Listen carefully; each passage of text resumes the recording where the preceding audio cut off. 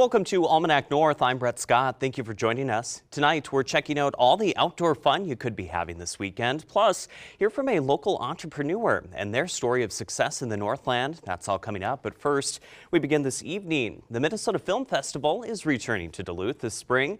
From March the 19th through the 23rd, the Zeitgeist Arts Building and venues across the Heart District will showcase over 100 films and host more than 80 filmmakers. The festival kicks off with Mississippi Speed Record, an epic adventure, a documentary following 4 adventurers attempting to paddle the entire 2,340-mile Mississippi River in 23 days to break a Guinness World Record. Thursday night features a special 20th anniversary screening of Venus of Mars, directed by Emily Goldberg in partnership with NPR's The Current. The Wisconsin Department of Natural Resources is announcing the city of Chautauqua is applying for funding through the Safe Drinking Water Loan Program to improve its public drinking water system. The project involves relocating a water main to Cleve Street.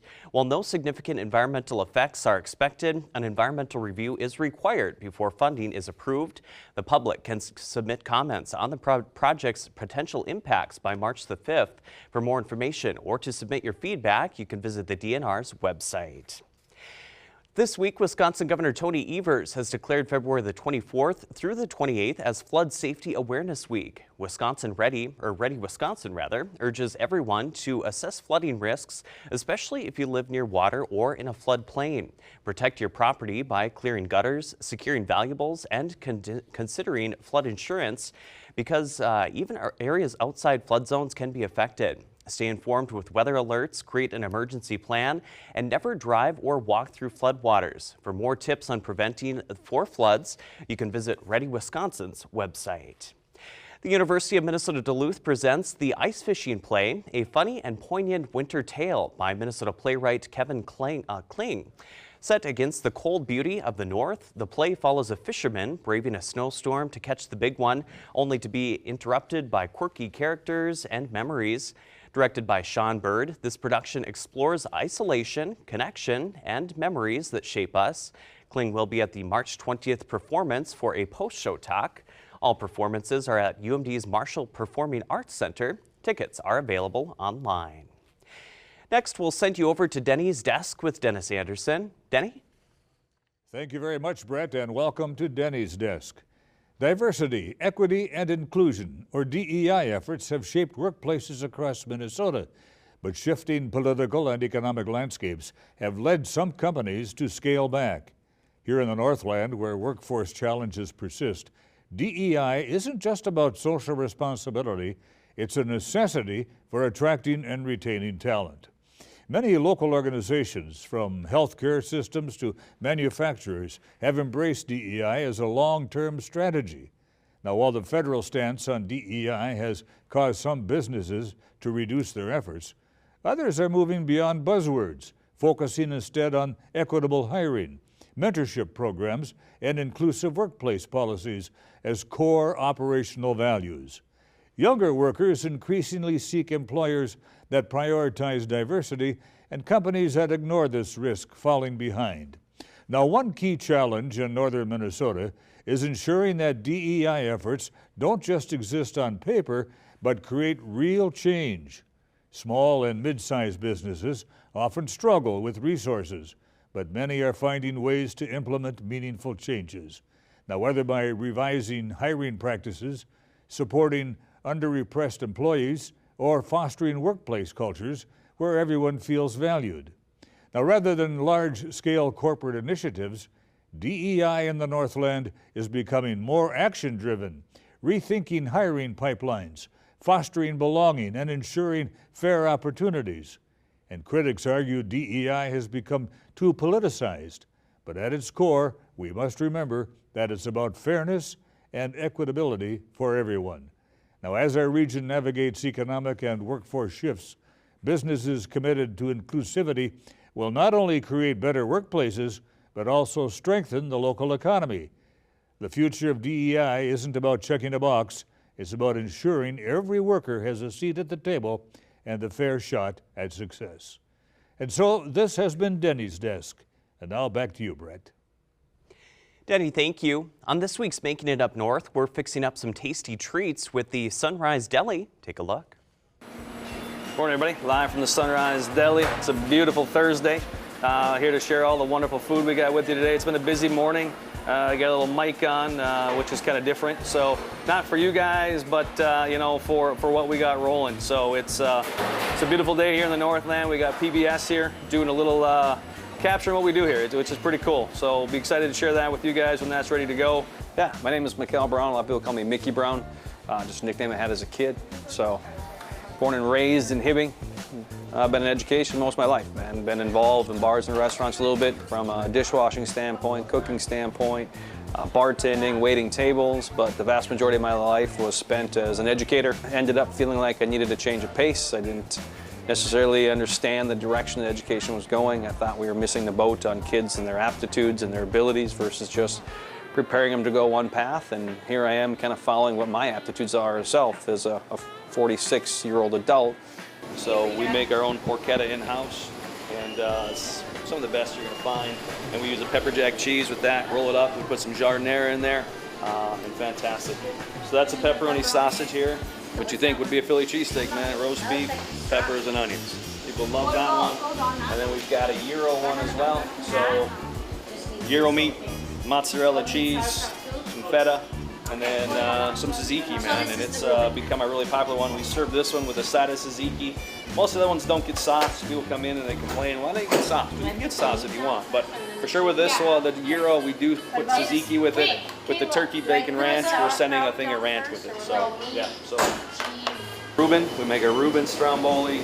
Here's some of our pepperoni pizza. That's what one of the porchetta ones will look like. Our in-house porchetta.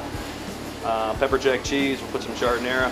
She's making our traditionals, ham, salami, capicola, with some mozzarella and provolone. So that one's been around for a long time. I think that was the original, which is why we call it the traditional. Well, I think anytime you're up here on the range, as we call it, you know, there's just some ethnic foods that made some of the food on the range what it is. A classic is obviously pasties, you know. They're very regional type food. It's a very unique item. Again, I don't know the exact origin story of it, but you know, the rumor mill or the myth mill says that it was created by the wives of miners who wanted their husbands to be able to take a warm food to work in the mine. So you took a pasty dough and you put vegetables and meat in it, you folded it over, you baked it, you wrapped it in foil. They could take it with them to work, leave it on one of the engines to stay warm. If you're a miner and you want a hot meal, man, that's a great way to have it, you know. Wrap potatoes, carrots, onions, rutabaga, beef and pork in the same thing. Wrap it in a delicious pastry crust, you got a good meal. So again, whether there's truth behind that or not, who knows, but it's a great story either way, you know. And so we make a pasty. The sarma is a very ethnic food for this area. People might call it a cabbage roll, we call it a sarma. Thousands of different ways to make that. We choose to make ours based off of Mary Lou Forty, her family recipe, and her heritage, her background, and it's a really delicious thing. We grind our own ham, beef, pork, and then we have a spice and an egg mix with some rice. You make a ball, you wrap a cabbage leaf around it, coat it with sauerkraut, tomato sauce, you bake it. Some people don't want tomato sauce on theirs, some do. It just kind of really depends on where your family's heritage came from. You know, so it's really kind of cool to see those things celebrated. Porchetta, very much a regional thing. We make our own porchetta. We source what's called a BRT ham from a supplier. Get them, cut them in half, open them up, slice, and we have our own blend of porchetta seasonings that the Forty family has had for a long time. Sunrise Deli is something that was started 3 decades ago by Tom and Mary Lou Forty.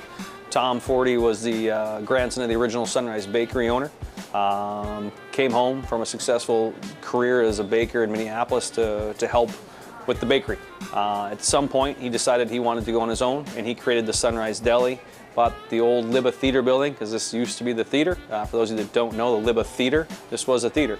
Bob Dylan's uncle owned this place and ran it for decades. It was empty. He bought it, built this floor up, because if you think about it, theater's angled, right? So if you go in the basement, you could see the angled floor. and he built this place and built a really, really successful business. Him and his wife, two of the hardest workers I personally know. They built what was a Sunrise Deli. I came along, and when I was looking for a change, I spent a year working with Tom, learning the recipes, seeing if it was a viable business, seeing if this was possible to take on an adventure. And it came to a point where I thought I needed to leave for sure. We were able to reach an agreement, and I was able to join a successful business and a successful family, the Sunrise family.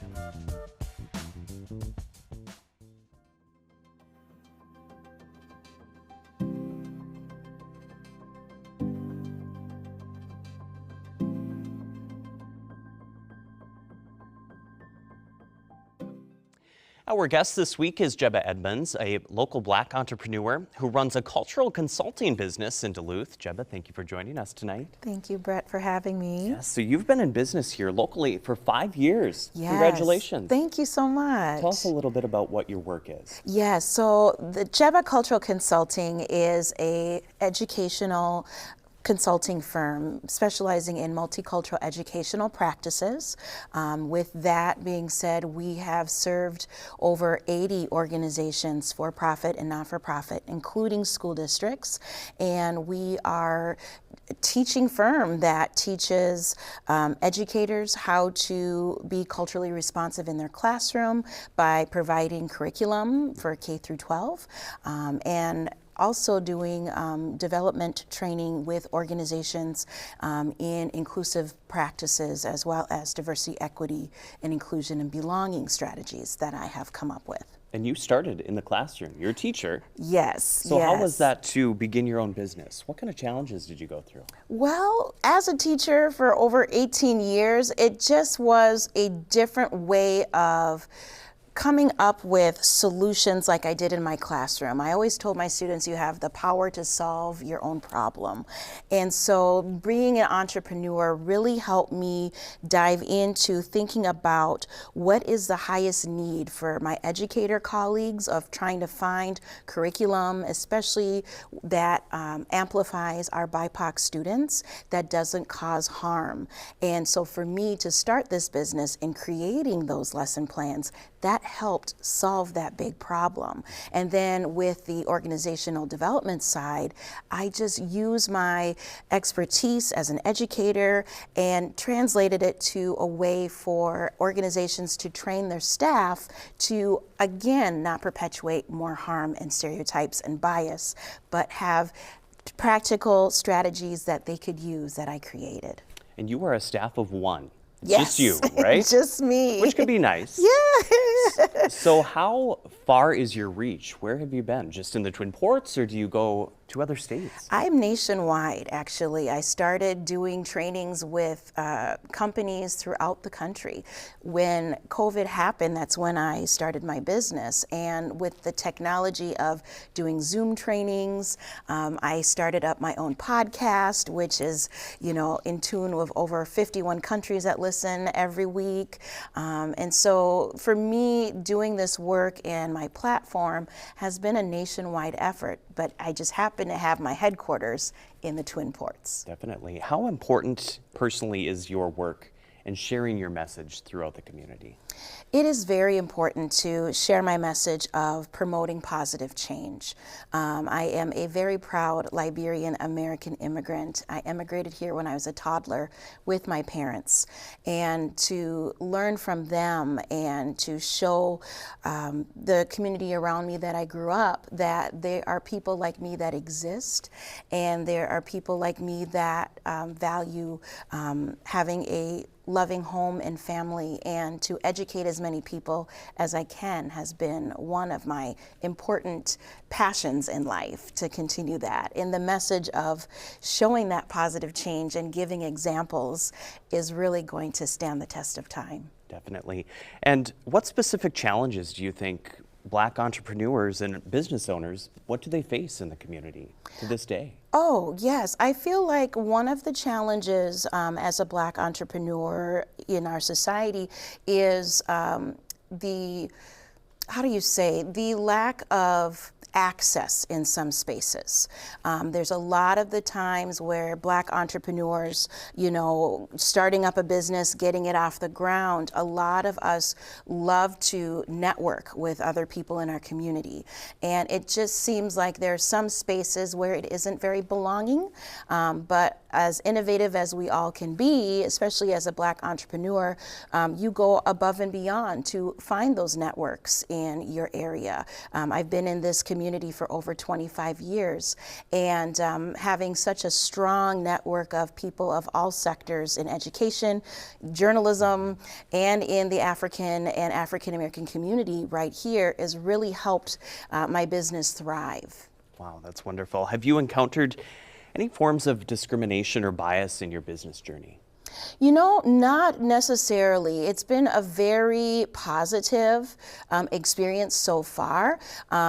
With the business that I have and my processes that I have in place, the folks that have hired me to help with their training and development have been very welcoming. They're willing to learn. They're willing to do the work and to see me guide them through that process. So no, it hasn't been anything that has been discriminatory.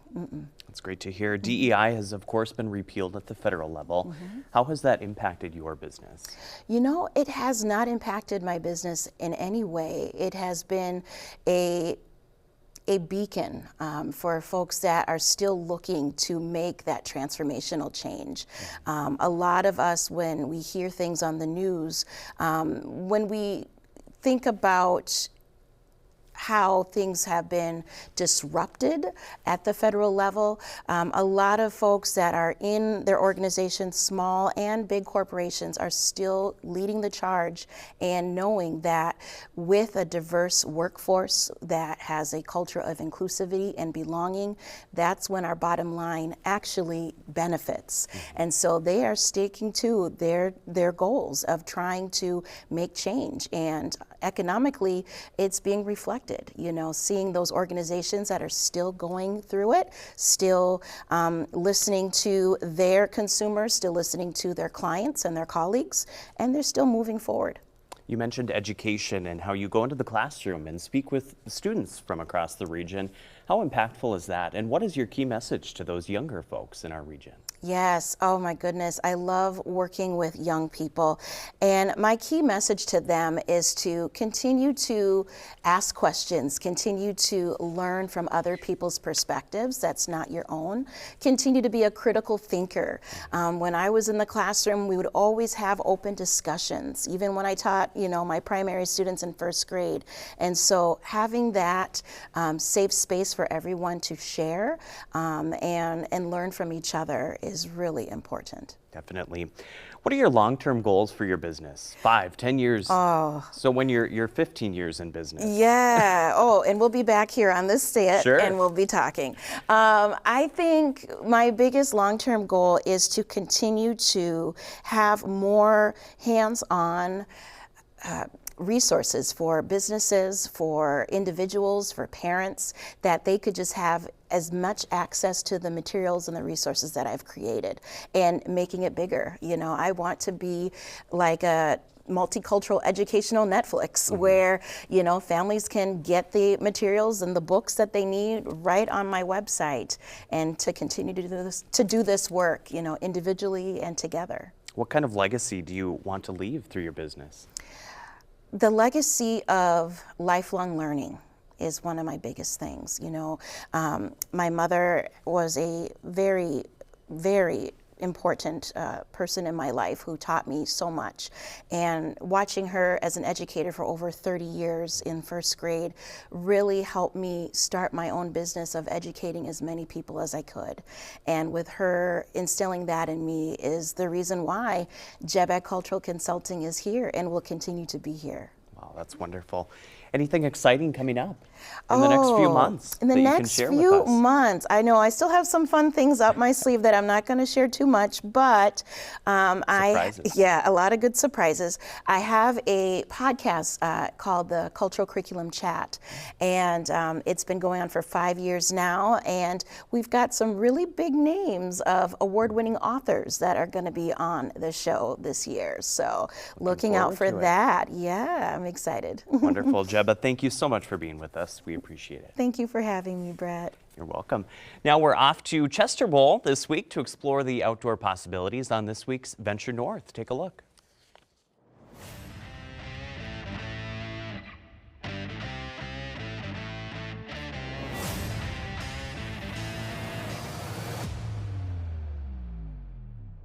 My name is Sam Loma, and I'm the Programs and Operations Director here at Chester Bowl. I'm in charge of running all of the programming and making sure operations happen. So that could be anything from plunging a toilet to fixing a chairlift to teaching a staff how to run the chairlift or helping a staff learn how to teach somebody how to ski or snowboard. So kind of do it all, and kind of depends on the season and what we're up to. Yeah, so Chester Bowl is a nonprofit organization.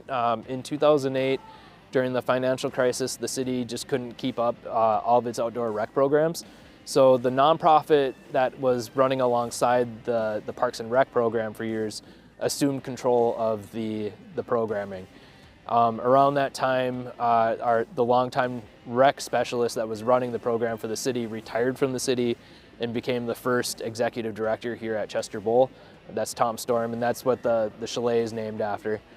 So Tom continued to run the programming and helped us build the nonprofit. So we run all of the winter programming, and we do, year-round rental programs. We have lessons. We run a Alpine race series. We have a Freestyle Friday series. We have a program called Girls Shred, which is devoted to getting women and girls in the terrain park, learning how to do terrain park skills and events and stuff, and trying to equal out that gender gap between males and females in the terrain park. In the summer months, we have a day camp that runs June through August, and we have about 150 kids a week, and we're one of the most affordable programs in the city, so it's a really popular program, and a lot of kids really love it. I think skiing can be a little bit more intuitive for young kids, but snowboarding, I mean, it kind of just depends on your personality and what you're into. They're both really fun, and we do both here, and it's great to be a part of promoting both outdoor sports, because the goal is just to get people on snow. I think the best thing to do if you're a first-time skier or snowboarder is find yourself a person who's willing to teach you or sign up for a lesson. That's one of the great things that we have here at Chester Bowl is when you get your equipment and your season pass with us, you get to sign up for lessons for free. That's what's going on behind us right now, and this is our last day of lessons. So we've taught about hundreds of people each day how to ski and snowboard, and now they're lifelong skiers and snowboarders, and they can take that on to wherever they want to from here. But yeah, taking a lesson is probably the most important thing you can do. I've been snowboarding for over 20 years, and I think my favorite part is it's always fun. I think I've rarely had a bad day snowboarding, and it kind of changes the way that you look at everything. So like every time I look at a hill, I'm always thinking about like how I would snowboard down it, and that's kind of how I approach life, and it's really fun now to share my enthusiasm for snowboarding with all the kids behind me and all the kids that participate in the programming. We have something called Peace in the Parks, which is kind of our founding guidelines for how we treat each other here at Chester. Basically, it states that everybody is welcome regardless of who you are and what your thoughts or beliefs are, or religion, or what you look like. And what that entails, basically what that ends up being is like kids can be here, they can be themselves, and parents know that if they drop their kids off, they're going to be looked after. There's plenty of adults here, there's plenty of community here. We have a group of youth volunteers that volunteer in our cadet program. They're on the hill keeping an eye on the younger kids, and it's just really more of a community feel as opposed to a larger ski resort. I think that ultimately is what makes Chester Bowl really, really special, because when you're here, you feel more like you're part of a community as opposed to just here to ski or snowboard for the day.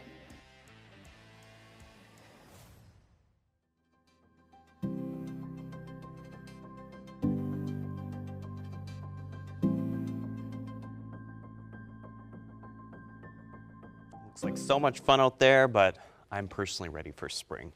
Before we go this evening, let's take a look at what you might be up to this weekend. Maybe you'll be at Chester Bowl. This Saturday, the Mesabi Symphony Orchestra performs alongside their Young Artist Competition winners at Rockridge High School Performing Arts Center in Virginia, Minnesota. You can celebrate and enjoy the artistry of Keegan Foster and also Elsa Pearson. Tickets are available at the door or online with performances beginning at 7 p.m. For more information, you can find it at MesabiSymphonyOrchestra.org. Meanwhile, the Beargrease Sled Dog Marathon is just around the corner, and Castle Danger is helping folks celebrate the 40th anniversary of the iconic event. This Saturday from 3 until 8 p.m., they will have live music, merch tables, raffle tickets, prizes, and food from the Northwoods Food Project available. The event is free to attend and open to the public. More information can be found online. And that is it for this week's show. Go out and enjoy your weekend. I'm Brett Scott. For Maria Hewitt as well, thank you for joining us. Good night.